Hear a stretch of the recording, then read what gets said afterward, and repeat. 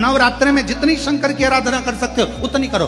शंकर की आराधना करने से नवरात्र में शक्ति का बल बढ़ता है। शक्ति का क्यों गुरुजी नवरात्र में शंकर जी की आराधना क्यों करना चाहिए? हमने कहा अगर माता रानी से जो मांगना है तुम्हें, अगर तुमने नवरात्र में शिव जी की आराधना करिए, शंकर की कथा सुनिए, शंकर की आराधना करिए, शिव स्तुति करिए, शंकर को एक लोटा जल चढ़ाया, मां आद्य शक्ति तुम्हारे पर कृपा करेगी। क्यों?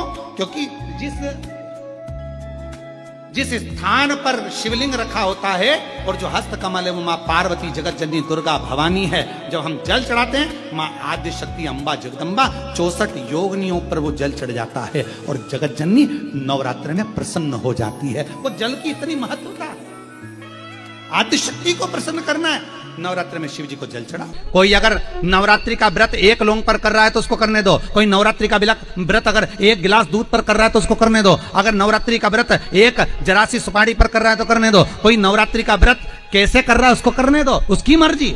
तुम्हारे घर में जैसा व्रत होता है, तुम्हारे घर में जैसा नियम होता है, तुम वैसा करो। किसी को देखा देखी कर उसने 16 सोमवार का व्रत करा, उसने संकट सोमवार का व्रत करा, उसने चतुर्थी का व्रत करा तो मैं भी ऐसा करूंगी, उसने ऐसा करा तो मैं भी ऐसा करूंगी। नहीं नहीं नहीं नहीं,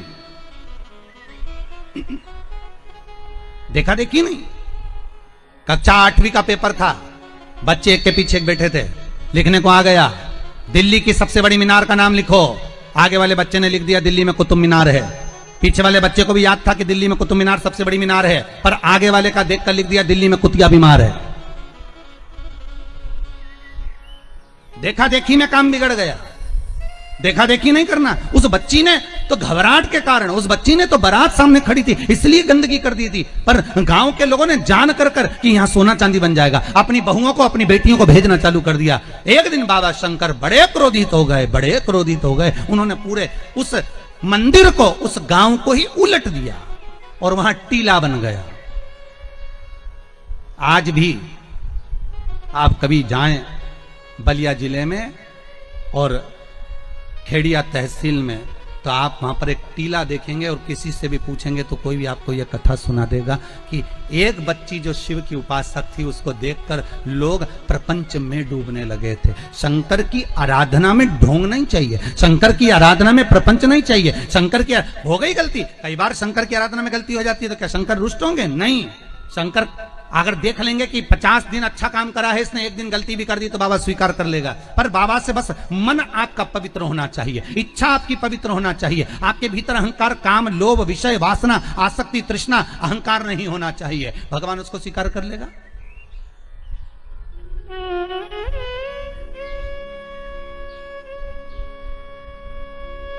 भगवान उसको ले लेगा आराम से। दिखावा ना करिए भगवान के सामने। मेरे शंभू को आप दुनिया के मंदिर में दिखावा करो चल जाएगा, पर शंकर को नहीं चाहिए। शंकर कहते मेरे मंदिर में आओ, एक लोटा पानी चढ़ाओ, बम बम बोलो, अपने घर जाओ। फालतू बैठने की जरूरत नहीं है, फालतू मेरा टाइम बर्बाद करना मत। सारे देवी देवताओं के मंदिर में बैठने की जगह होती है, शंकर जी के मंदिर में बैठने की जगह नहीं होती। इतना पानी ढोल के जाते हैं कि साड़ी भी बचा के चलना पड़ती है। बैठने की तो जगह जाने दो। वहां पर शिव मंदिर में कहाँ बैठने की जगह होगी? चलो जाओ यहाँ से, काय को फालतू के बैठे हुए, टाइम बर्बाद कर रहे हो यहाँ पर, जाओ अपने अपने घर। पार्वती जी कई बार शंकर जी से पूछती हैं तुम आंख बंद करके बैठे रहते हो, दुनिया के लोग तुम्हारा दर्शन करने आते हैं, कम से कम देख तो लिया करो कौन आया। शंकर भगवान बोले फालतू की बात मत कर, मेरे को सब मालूम है, ये सब मांगने के लिए आते हैं इसलिए आंख बंद करके बैठा रहता हूं।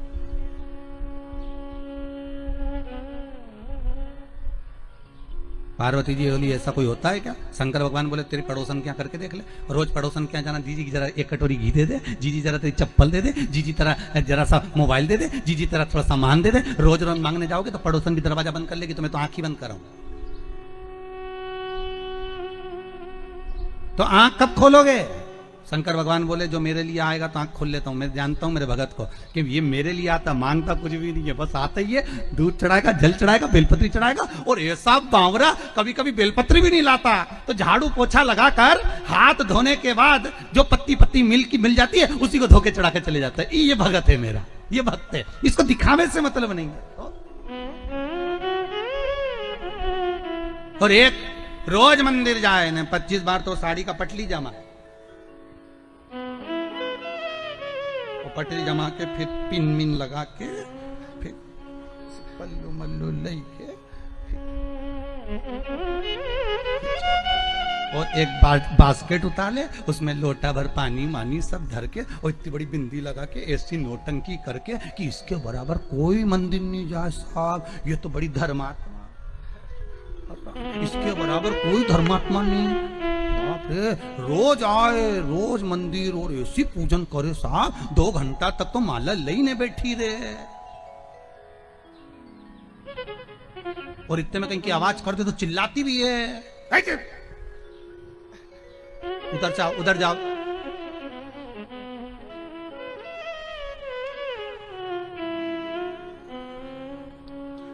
तो वो चिल्लाती भी है। तो अब बताओ वो चिल्लाने में लगी कि माला में लगी? अरे बोलो तो सही, चिल्लाने।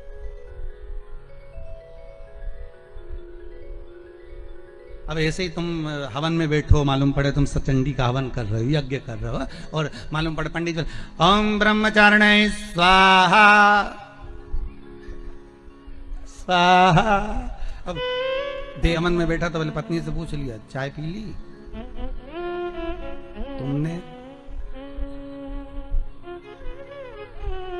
वो पूरा साज सजा के हो, हमारे पाँव से ऐसा बैठे तो यहाँ तकिया फंसा है उस पे, और सामान रखो करके स्वाहा स्वाहा। माता रानी भी सोचे रही मेरा हवन कर रही, मुझे ही देख ले।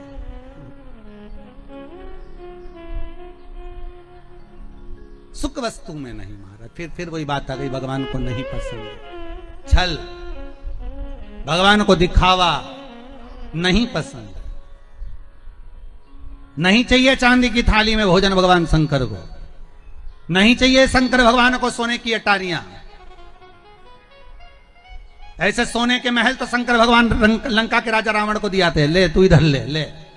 हाथ में कड़ा था, उतार कर भस्मासुर को दे देते, ले जिस पे हाथ रखे वो ही भस्म। भस्मासुर ने सोचा प्रैक्टिकल ही कर लो, शिव जी के पीछे पड़ गया।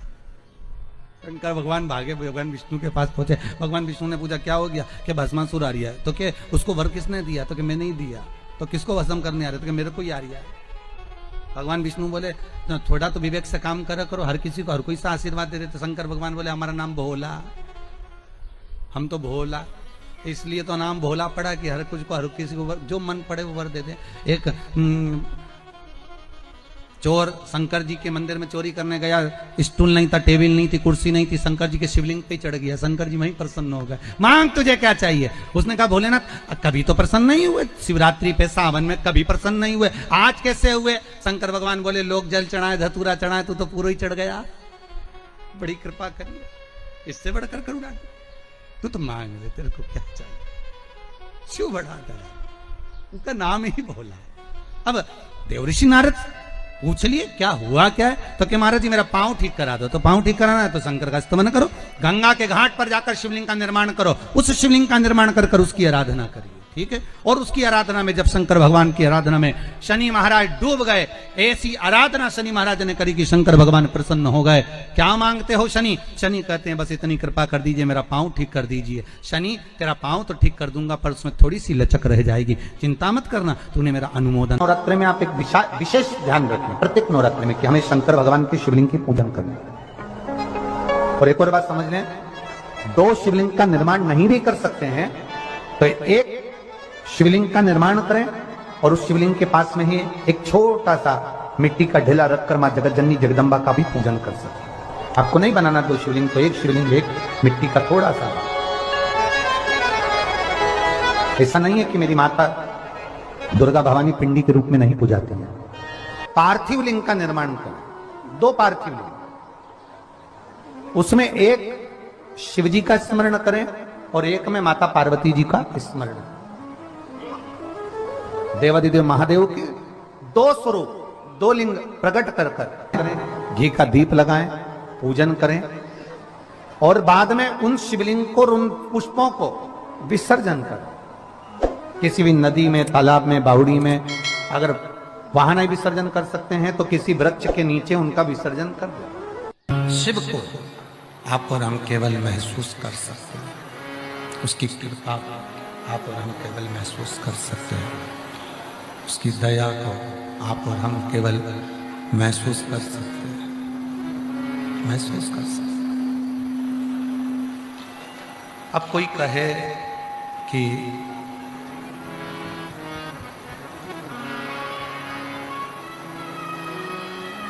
एक लोटा जल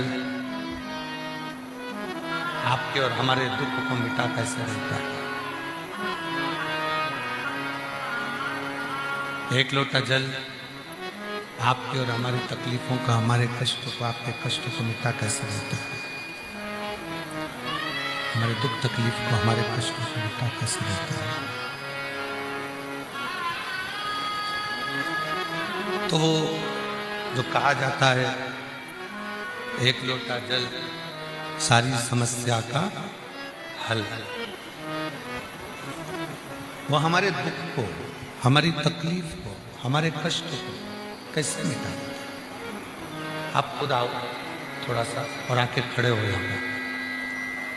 वो एक लोटा जल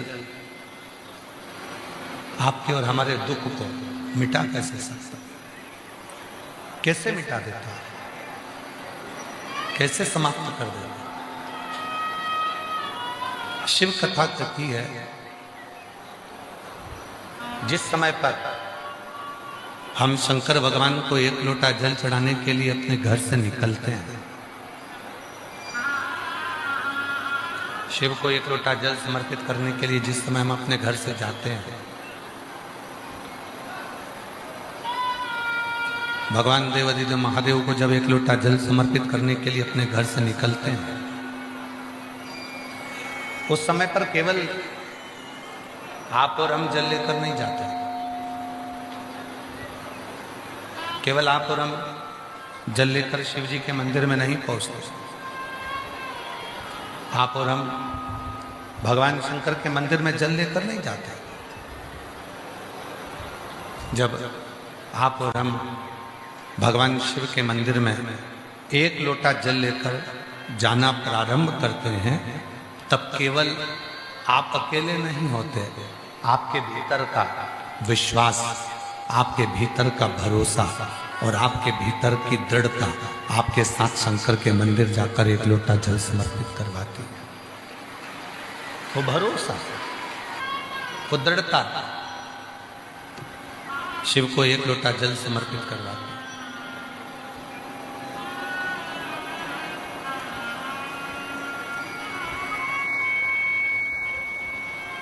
और विश्वास के साथ किया गया यदि कोई कर्म है, भरोसे के साथ किया गया यदि कोई कर्म है, दृढ़ता के साथ किया गया यदि कोई कर्म है, तो वो हमें फल जरूर दे। लाखों की संख्या में आप सब आए, लाखों की संख्या में आप सब पहुँचे, लाखों की संख्या में आप सब पहुँचे यहाँ पर भगवान शंकर की कथा श्रवण करने के लिए आए, शिव पुराण सुनने के लिए, श्रवण करने के लिए आप लोग यहाँ पहुँचे हैं। लाखों की संख्या में भगवान शंकर की कथा को श्रवण करने के लिए, भगवान शिव की कथा को सुनने के लिए आप लोग लाखों की संख्या में आप भगवान शंकर की कथा को श्रवण करने के लिए यहाँ पहुँचे। कौन लेकर आया आपको?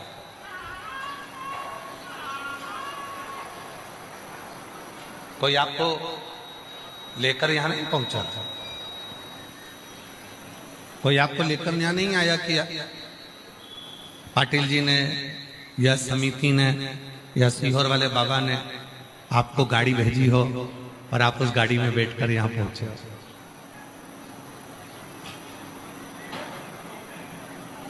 और चलो तो चलो, आप तो आए, साथ में भगवान भोलेनाथ जी ने सबसे पहले गंगा मैया को भी यहाँ पर भेज दिया।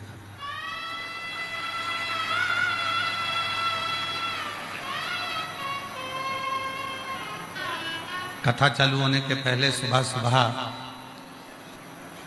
यहाँ ऐसा लग रहा था जैसे कैलाश पर्वत पर आकर बैठ गए। शिव महापुराण की कथा में वर्णन आता है उमा संहिता में, जब कोई स्त्री, कोई पुरुष, कोई बेटा, कोई बेटी, कोई नारी, कोई बच्चा, कोई संत, कोई साधु, कोई सन्यासी, कोई तपस्वी, कोई साधक, कोई उपासक जब भगवान शंकर को जल समर्पित करता है या एक चावल का दाना शंकर जी के ऊपर समर्पित करता है, चावल का दाना जब शिव जी पर चढ़ता है उस समय पर संकल्प हो जाता है कि शंकर भगवान को जब चावल का दाना दिया जाता है उस समय पर शिव उसको वचन दे देते हैं कि तेरे दुख के समय पर इस चावल के दाने के वचन को निभाने के लिए मैं खुद आऊंगा।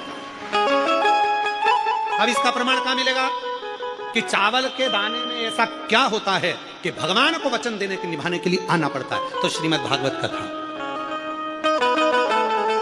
श्रीमद् भागवत किस किसने सुनी? हाथ उठाओ जरा, भागवत जी किस किसने सुनी? सबने सुनी? श्रीमद् भागवत कथा में सुदामा जी के चरित्र का स्मरण करिए। क्या ले गए थे सुदामा जी भगवान कृष्ण के पास में? तंदूल, चावल।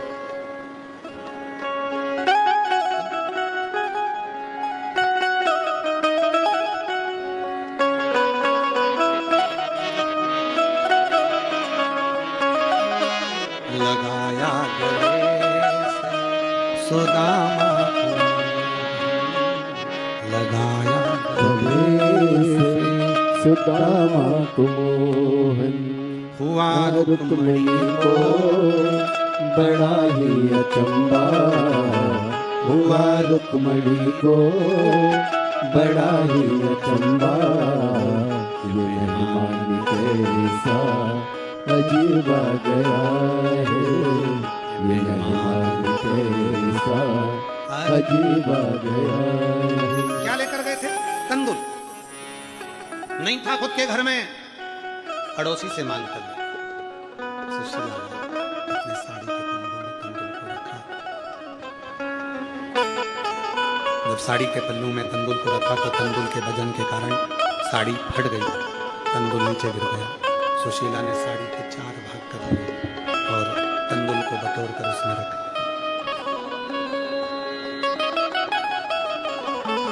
बटोर कर उसने रखा, लेकर सुदामा जी को दिया।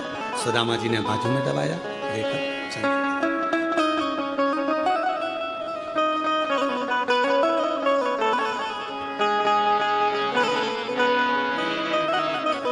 चरण पखारे भगवान कृष्ण।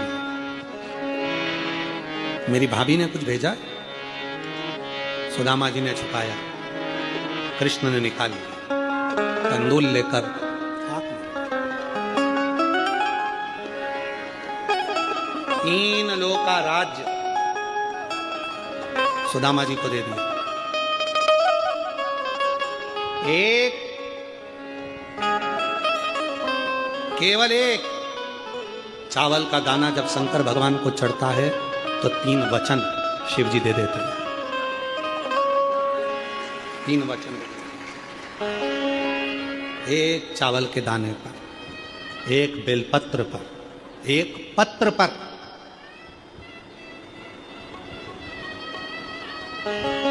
एक चावल के दाने पर 3 वचन मिल जाते हैं। जैसे ही शिवलिंग के ऊपर आखा, आखा जानते हो ना आप लोग, क्या बोलते हैं इधर महाराष्ट्र में? आखा, पूर्ण, अक्षत। एक चावल का दाना आखा, खंडित नहीं है, पूर्ण आखा अक्षत जब शिव को समर्पित किया जाता है, वो एक चावल का दाना 3 वचन को दे देता है।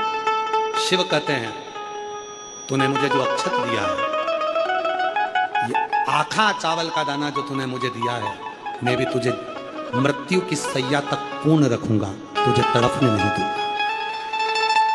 दूसरा वचन देते हैं भोलेनाथ एक चावल के दाने से।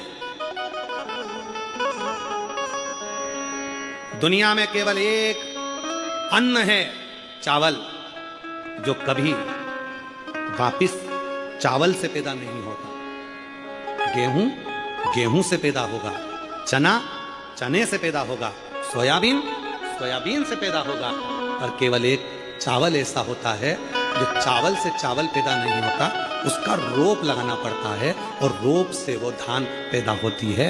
तो ये वापिस जन्म नहीं ले सकता, ये पूर्ण हो गया। तो शिव जी दूसरा वचन देते हैं, जिसने मेरे शिवलिंग पर अक्षत चढ़ाया है उसका दूसरा जन्म नहीं होता, वो पूर्ण हो जाता है। मेरा तीसरा वचन एक चावल के दाने से शिव देते हैं। एक चावल, उन्हें मुझे अक्षत दिया, तूने मुझे अक्षत दिया, शंभु शंभु शंभु, तूने मुझे अक्षत दिया। और ये अक्षत जो तूने मुझको दिया है, अक्षत का मतलब होता है कभी क्षय ना हो, समाप्त ना हो। तूने मुझे अक्षत दिया है तेरे घर का वैभव और तेरे घर का धन